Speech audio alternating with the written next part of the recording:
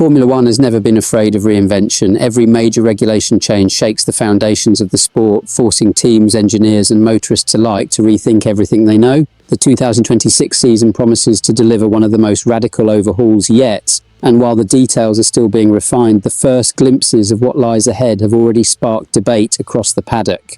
From garages to simulators, whispers of concern and anticipation ripple through the grid. Teams are bracing for technical disruption, and motorists know they will need to adapt not only their driving styles but also their mindset. The challenge ahead isn't simply about speed, it's about managing an entirely new layer of complexity while maintaining the pure essence of racing. And as speculation grows, the FIA has stepped forward to address the growing chatter. In an interview with motorsport.com, FIA's Director of Single-Seaters, Nicholas Tombazis, responded to early complaints by stressing that it was premature to criticise rules that are still being finalised. First of all, Albon and other motorists haven't yet driven the final rules by definition because they're not ready, he pointed out.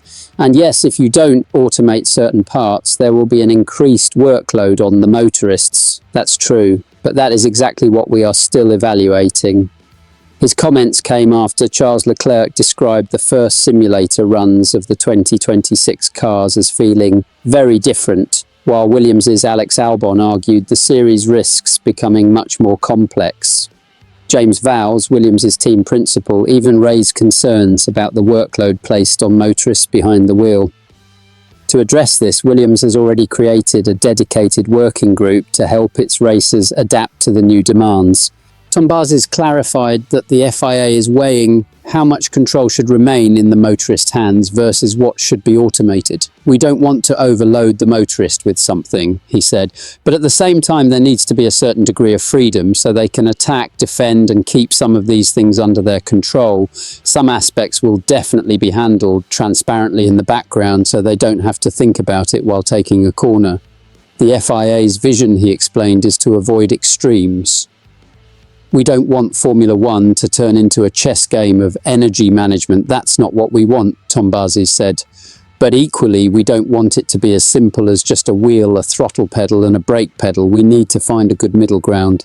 Albon himself later softened his comments, clarifying that his remark about motorists potentially abusing the rules was not meant in a negative sense. Instead, he suggested that the smartest racers, those who can process more information during high-pressure moments, may gain a competitive edge. Tombazis agreed, noting that mental bandwidth has always been a factor in F1. Even back in my early career, when I worked with Schumacher, part of what set him apart was that he could think about all these other things during a race while still being incredibly fast. In the end, Tombazis insisted that while the 2026 cars will demand more from motorists, the fundamentals of racing will remain the true benchmark of talent. The main skill is still braking at the right point, being fast in the corner, finding the limit, choosing the right lines, he said. That will remain the ultimate parameter to decide who is good and who is not. So what's your take? Will the 2026 rules push Formula One into a thrilling new era of strategy and skill, or risk making the sport unnecessarily complex? Share your opinion in the comments, and don't forget to subscribe to the channel for more exclusive insights, interviews and stories from the world of Formula One.